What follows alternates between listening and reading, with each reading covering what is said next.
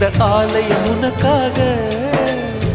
வானில் ஒரு புயல் மழை வந்தால் அழகே என்னை எங்கனம் காப்பாய். கண்ணே உன்னை என் கண்ணில் வைத்து இமைகள் எனும் கதவுகள் அடைப்பேன். சத்தியமாகுமா?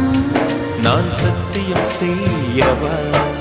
தொடு தொடுவெனவே வானவில் என்னை தூரத்தில் அழைக்கின்ற நேரம்.